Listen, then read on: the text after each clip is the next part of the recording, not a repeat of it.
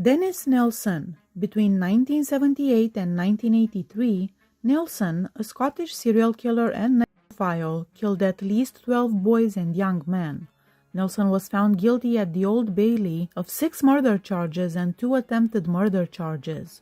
On November 4, 1983, he was given a life sentence with a minimum of 25 years, which was later modified to a whole life sentence in December 1994. Nelson was held captive at HM Prison Full Sutton in the East Riding of Yorkshire in his later years. Between 1978 and 1983, he lived at 2 different homes in North London where he committed all of his killings. Through deceit, he would entice his victims to these addresses where they would be strangled to death, occasionally drowned as well. Nelson had a ritual after every murder. He would bathe and dress the victim's body, which he kept for a long time, then dissect and dispose of the remnants by flushing them down a toilet or burning them in a bonfire. He described feeling moved as he gazed at the beauty of the victims' bodies, and on multiple occasions he spoke to their bodies while he remained seated in a chair or lying prone on his bed. Makeup was used to enhance the appearance and cover visible blemishes. In order to eliminate the need to dispose of the brain and flesh, Nelson said that he had regularly cooked his victims' heads in a huge cooking pot on his stove until the inside contents evaporated. Because he carried out his later killings in the Muswell Hill neighborhood of North London, Nelson earned the nickname Muswell Hill Murderer. He complained of excruciating stomach pain and was transferred from MHP Full Sutton to York Hospital on May 10, 2018. His ruptured abdominal aortic aneurysm was discovered and fixed, but as a result of the procedure, he later developed a blood clot. Nelson passed away on May 12. According to a later post-mortem investigation, pulmonary embolism and retroperitoneal hemorrhage were Nelson's direct cause of death. Jeffrey Dahmer. Between 1978 and 1991, he murdered and dismembered 17 men and boys, and he is also referred to as the Milwaukee Monster or the Milwaukee Cannibal. Necrophilia, cannibalism, and the permanent retention of body parts, usually all or part of the skeleton, were common in many of his later killings. Dahmer asked 3 men to come to his flat on July 22, 1991, offering them $100 in exchange for posing for naked photos, drinking beer, and just keeping him company. Tracy Edwards, age 32, agreed. Once inside, Dahmer cuffed Edwards. He pulled out a knife and told the man he intended to eat his heart.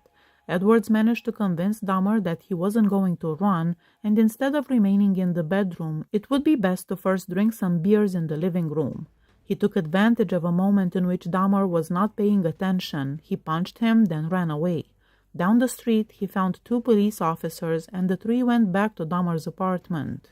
Robert Rout and Rolf Mueller were the police officers who discovered the horrors in Dahmer's flat. Mueller pointed out a big knife under the bed in the bedroom. Upon closer study, he discovered that an open drawer included Polaroid photographs, many of them depicting human bodies in various states of dismemberment. Mueller pointed out that the furnishings suggested they had been photographed in the same apartment. Dahmer resisted arrest by fighting with the officers after noticing that Mueller was holding some of his Polaroids. He was swiftly overcome by the officers, who also tied his hands behind his back and summoned a backup squad car. Mueller then opened the refrigerator and saw a black male's freshly severed head on the lowest shelf. Following a more thorough examination of the residence, the Milwaukee Police Department's Criminal Investigation Bureau found 4 severed heads in Dahmer's kitchen. 7 skulls in all, some bleached and some painted, were discovered inside a closet and in Dahmer's bedroom. Investigators found 2 human hearts and a piece of arm muscle wrapped in plastic bags on the shelves, along with collected blood drippings on a tray at the bottom of Dahmer's refrigerator. They also found a whole body in Dahmer's freezer, along with a bag of human flesh and organs adhered to the ice in the bottom. They discovered 2 whole skeletons, 2 severed and preserved pieces, a mummified scalp, 2 severed hands, and 3 more dismembered torsos dissolving in the acid solution in the 57-gallon drum in apartment 213. 74 Polaroid photos showing Dahmer's victims being dismembered were discovered. Despite being diagnosed with psychotic disorder, schizotypal personality disorder, and borderline personality disorder, Dahmer was declared legally sane during his trial.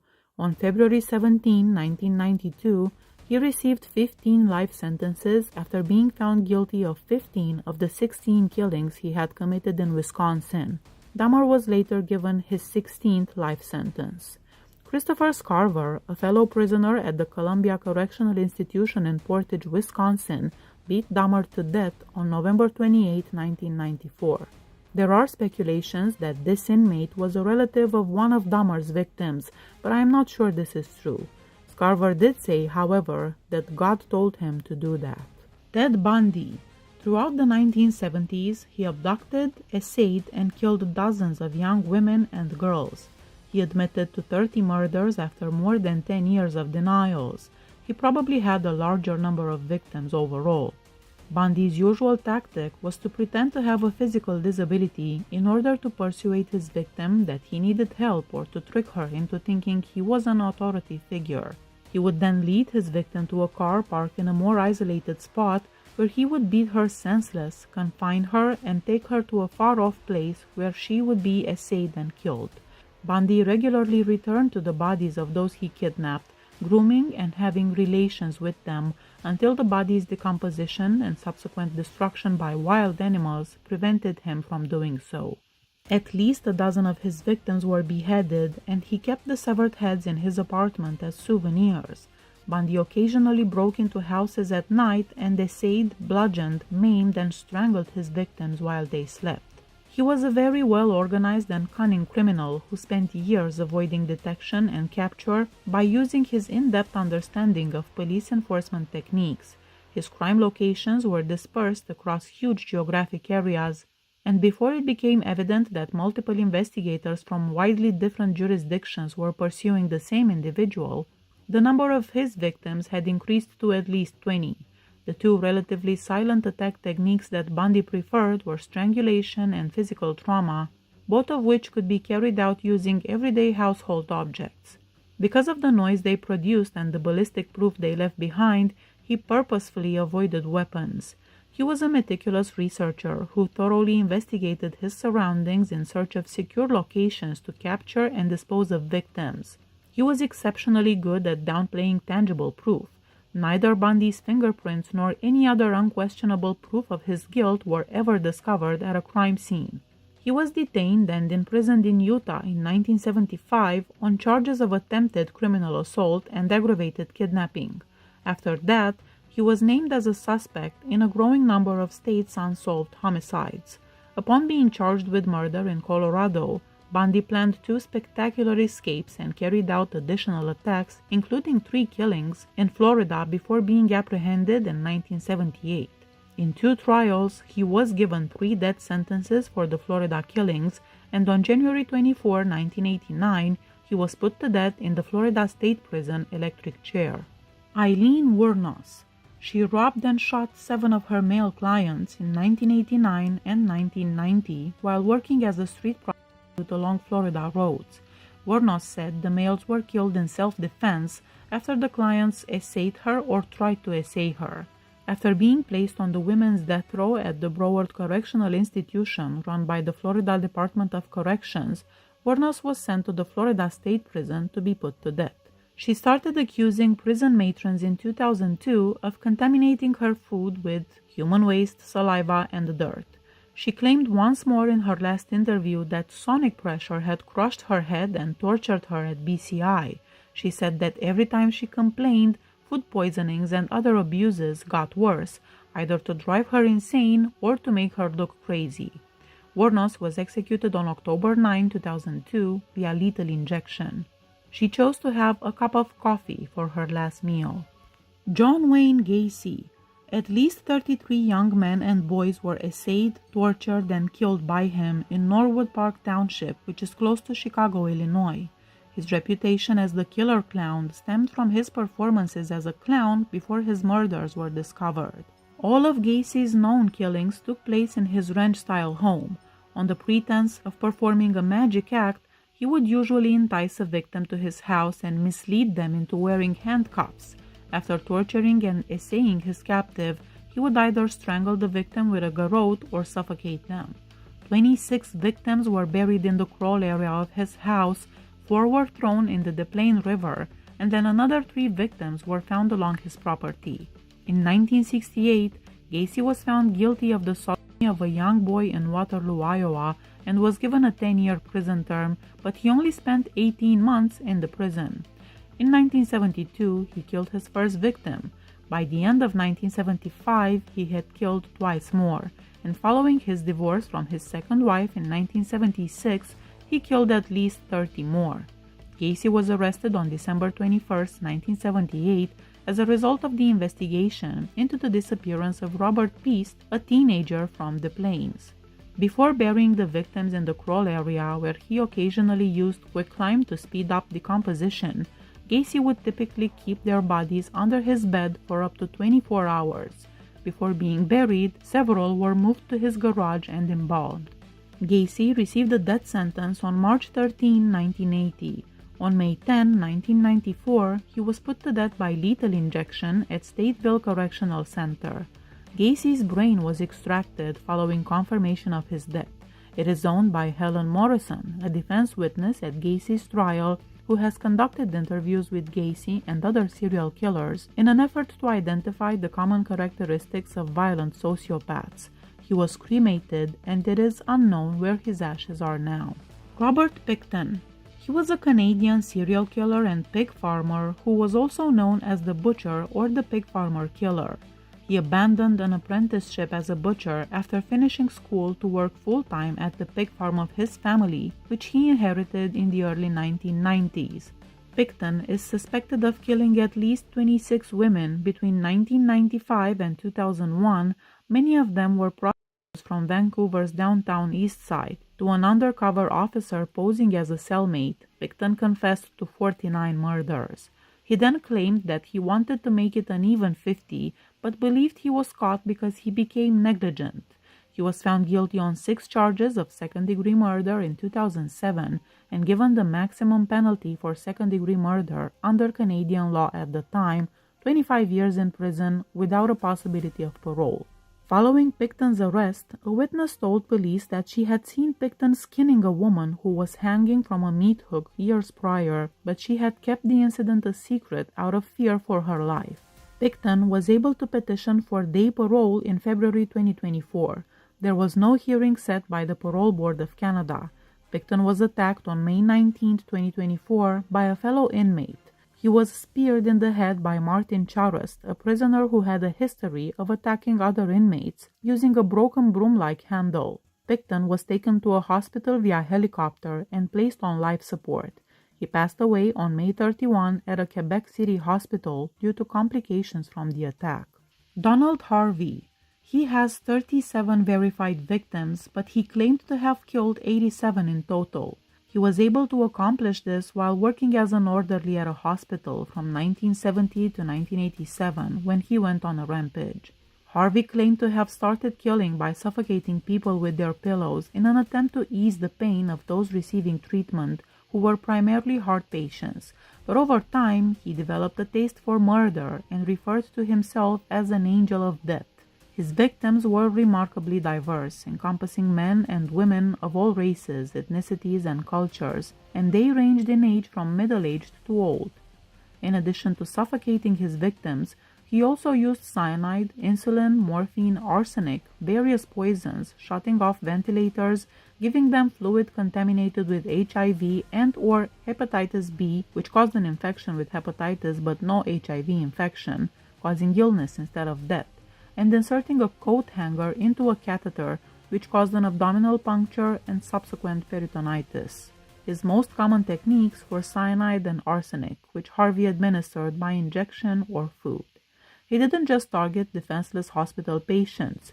He tainted Carl Holler's food with arsenic to make him too sick to leave their apartment after suspecting him, his lover and roommate, of cheating. He also poisoned 2 neighbors, Diane Alexander by hepatitis serum in her drink and Helen Metzger by arsenic in her pie. He also used arsenic to murder Henry Howler's father. When detectives discovered that Harvey had been forced to leave the Cincinnati VA hospital after being found to have stolen body parts for occult rituals, they became interested in him. On October 26, 1987, Harvey was welcomed into the Ohio prison system. Authorities said Harvey had been discovered brutally battered in his cell on March 28, 2017. On March 30, 2017, he passed away. James Elliott, a fellow prisoner, was charged with aggravated murder and other offenses in connection with Donald Harvey's death. At age 71, Elliott will be eligible for parole in 2046. Rodney Alcala. He was convicted of 8 murders, but he is suspected of killing over 130. More than 1,000 images of women, adolescent girls, and boys, many of them in sexually suggestive poses, were collected by Alcala. He was accused in 2016 of killing a woman who was shown in one of his pictures in 1977. Police have speculated that additional people may also be essay or murder victims, and Alcala is known to have assaulted another model from his photos. According to the prosecution, Alcala toyed with his victims by strangling them until they passed out and then waiting for them to come back to their senses, often doing this multiple times before murdering them. Alcala was called a killing machine by one police detective, and he was compared to Ted Bundy. Because he made an appearance on the television show The Dating Game in 1978 while on a murderous rampage, Alcala is frequently referred to as the Dating Game Killer. Cheryl Bradshaw, the episode's bachelorette, thought Alcala was creepy and declined to go out with him after he won the competition and the date. He was sentenced to death 3 times after 3 separate trials. However, he died of a heart attack at a hospital in Kings County on July 24, 2021, at 77 years old. Richard Ramirez. He was a serial killer and sexual offender known by the nickname Night Stalker. He committed killing sprees throughout the San Francisco Bay Area and Greater Los Angeles in the state of California. Ramirez was known as the Night Stalker, the Walk-in Killer, and the Valley Intruder because he killed at least 14 individuals during different break-ins between April 1984 and August 1985. His attacks typically occurred in the afternoon. In April 1984, he committed his first murder. Until 2009, Ramirez was not linked to this crime. Ramirez employed a broad range of weapons such as claw hammers, tire irons, machetes, firearms, and other kinds of knives. He stomped at least one victim to death while she slept, tormented another by shocking her with a live electrical cable, and punched, pistol-whipped, and strangled numerous victims using his fists and, in one case, a ligature. Additionally, Ramirez usually took pleasure in dehumanizing and degrading his victims, particularly those who escaped his attacks or whom he specifically chose not to murder. Ramirez was found guilty on September 20, 1989 of all 43 charges, including 14 burglaries, 11 sexual assaults, 5 attempted murders, and 13 counts of murder. He was given a death sentence in California's gas chamber during the trial's penalty phase on November 7, 1989.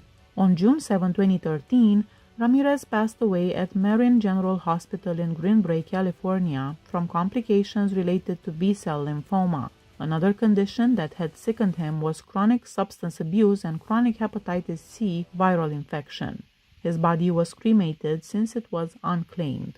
Ivan Milat. He was an Australian serial killer who between 1989 and 1992 kidnapped, assaulted, and killed 2 men and 5 women in New South Wales.